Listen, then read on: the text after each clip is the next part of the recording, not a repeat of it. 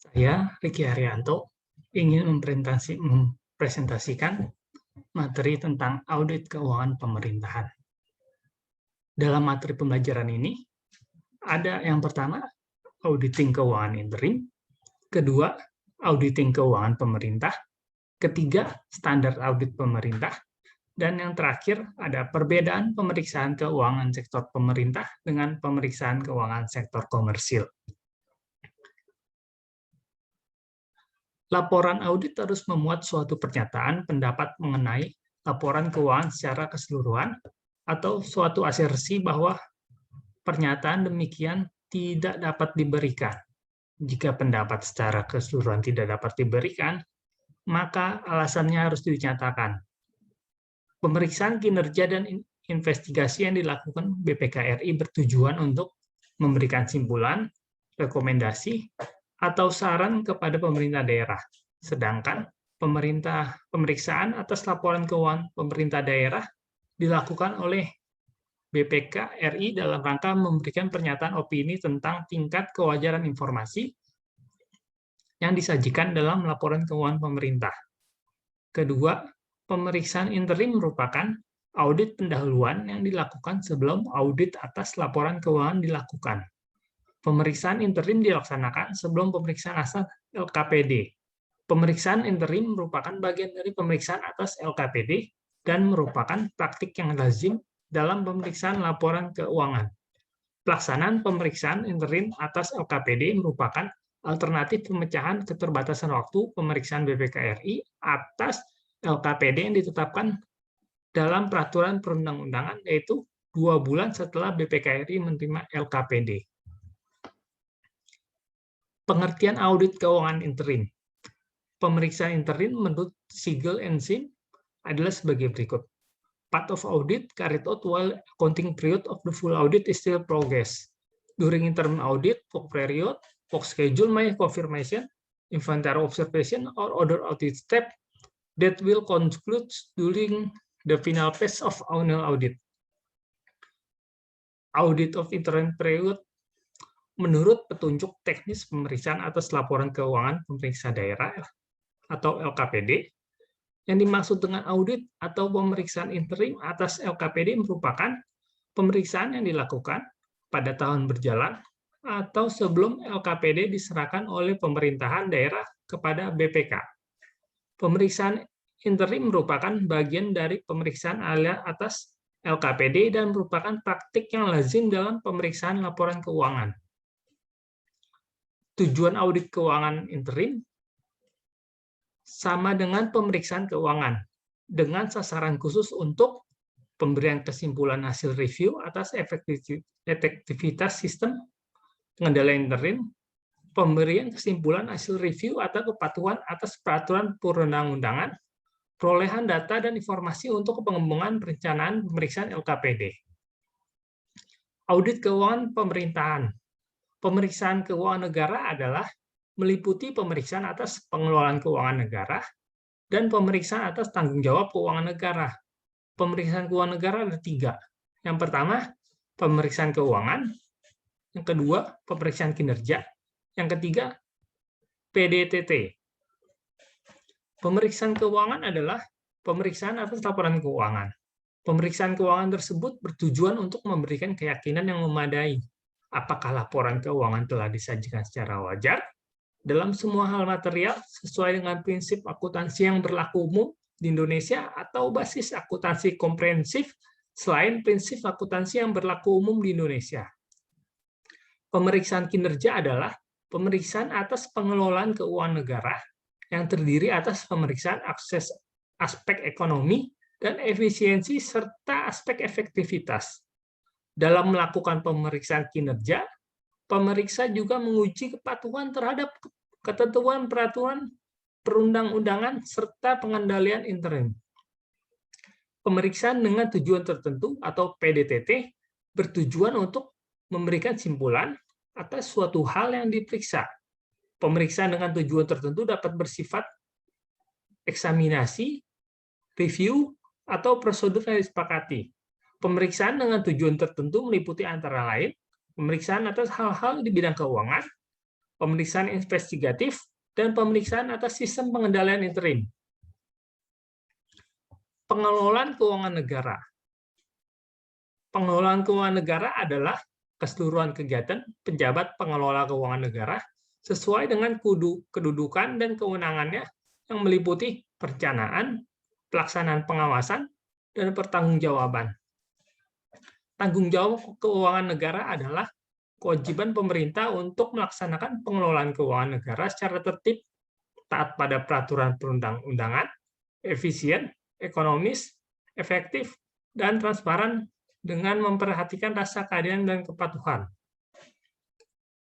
Pengelolaan keuangan negara di dasar hukumnya Undang-Undang Dasar 1945, Undang-Undang Nomor 17 Tahun 2003 Keuangan Negara, Undang-Undang Nomor 1 Tahun 2004 Pemeliharaan Negara, Undang-Undang Nomor 15 Tahun 2004 Pemeriksaan, Pengelolaan, dan Tanggung Jawab Keuangan Negara, Undang-Undang Nomor 15 Tahun 2006 Badan Pemeriksaan Keuangan. Ruang lingkup pemeriksaan yang pertama, anggaran dan realisasi pendapatan, belanja, dan pembiayaan. Yang kedua, posisi aset, kewajiban, dan ekuitas dana. Yang ketiga, arus kas dan saldo akhir sesuai dengan sisa lebih pembayaran anggaran dalam laporan realisasi anggaran dan ekuitas dana dalam neraca.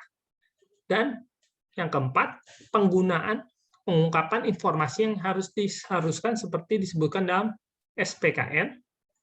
Yang kelima, selain itu, pemeriksaan juga menguji efektivitas dan pengendalian intern dan kepatuhan terhadap peraturan perundang-undangan yang terkait dalam pelaporan keuangan dalam LK.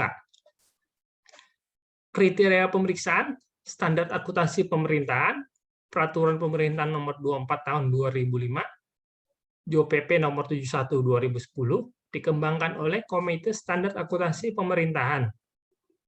Terdiri dari sebuah kerangka konseptual dan 11 pertanyaan standar akuntansi pemerintahan. Badan Pemeriksa Keuangan, auditor BPK RI, dan KP atau pihak lain yang melakukan pemeriksaan keuangan untuk dan atas nama BPK RI. Kode etik diatur oleh Peraturan BPK Nomor 2 2017 tentang Kode Etik Badan Pemeriksaan Keuangan. Hal-hal yang diatur adalah yang pertama, nilai-nilai dasar BPK. Dalam nilai-nilai dasar BPK ada mengetahui peraturan perundang-undangan dan peraturan kedinasan yang berlaku, mengutamakan kepentingan negara di atas kepentingan pribadi atau golongan, menjunjung tinggi independensi, integritas, dan profesionalitas, menjunjung tinggi martabat, kehormatan, citra, dan kredibilitas BPK. Kode etik bagi anggota BPK ada 3. Yang pertama, independensi, yaitu objektif, netral, menghindari konflik interest, tidak rangkap jabatan. Yang kedua, integritas, tegas, jujur, tidak menerima imbalan langsung. 3, profesionalisme, teliti, menghindari pemanfaatan kejabatan atau rahasia negara. Kode etik bagi pemeriksaan. Yang terakhir, Majelis Kehormatan Kode Etik. Kode etik BPK, selanjutnya disebut kode etik, adalah norma-norma yang harus dipatuhi oleh setiap anggota BPK dan pemeriksaan selama menjalankan tugasnya. Standar pemeriksaan keuangan negara memuat pernyataan profesional pemeriksa untuk pelaksanaan pemeriksaan dan persyaratan laporan pemeriksaan yang profesional. Tujuannya adalah untuk menjadi ukuran mutu bagi para pemeriksa dan organisasi pemeriksa dalam melaksanakan pemeriksaan atas pengelolaan dan tanggung jawab keuangan negara. Dasar penyusunannya adalah Pasal 5 Undang-Undang Nomor 15 Tahun 2004 dan Pasal 9 Ayat 1 huruf E Undang-Undang Nomor 15 Tahun 2006. Tanggung jawab auditor adalah yang pertama, mengelola keuangan negara secara tertib, ekonomis, efisien, efektivitas, transparan, dan bertanggung jawab dengan memperhatikan rasa keadilan dan kepatuhan sesuai dengan ketentuan peraturan perundang-undangan yang berlaku. Yang kedua, menyusun dan menyelenggarakan pengendalian intern yang efektif guna menjamin pencapaian tujuan sebagaimana mestinya, keselamatan atau keamatan kekayaan yang dikelola. Yang ketiga, kepatuhan terhadap ketentuan peraturan perundang-undangan. Yang terakhir, perolehan dan pemeliharaan data, informasi yang handal, dan pengungkapan data atau informasi secara wajar. Menyusun dan menyampaikan laporan pengelolaan dan tanggung jawab keuangan negara secara tepat waktu, menindaklanjuti rekomendasi BPK, serta menciptakan dan memelihara suatu proses untuk memantau status tindak lanjut atas rekomendasi yang dimaksud. Tanggung jawab auditor, yang pertama, perencanaan dan melaksanakan pemeriksaan untuk memenuhi tujuan pemeriksaan. Yang kedua, mengambil keputusan yang konsisten dengan kepentingan publik dalam melakukan pemeriksaan. Yang ketiga, melaksanakan seluruh tanggung jawab profesionalnya dengan derajat integritas yang tinggi. Perencanaan untuk audit operasional sama dengan perencanaan untuk audit atas laporan keuangan historis. Sesuai dengan standar akuntansi keuangan, auditor profesional harus menentukan ruang lingkup penugasan dan mengkomunikasikan ke unit organisasi. Hal-hal yang perlu diperhatikan adalah, yang pertama, melakukan penugasan dengan benar, mendapatkan informasi latar belakang mengenai unit organisasi, memahami sistem pengendalian manajemen sektor publik secara internal, memutuskan bukti yang memadai untuk diakumulasi. Perbedaan pemeriksaan keuangan sektor pemerintah dengan pemeriksaan keuangan sektor komersial. Jadi, perbedaan sektor publik dan sektor swasta. Ada yang pertama, perbedaan tujuan organisasinya. Untuk sektor publik, itu non-profit motif. Sektor swasta, profit motif. Yang kedua, sumber pendanaan.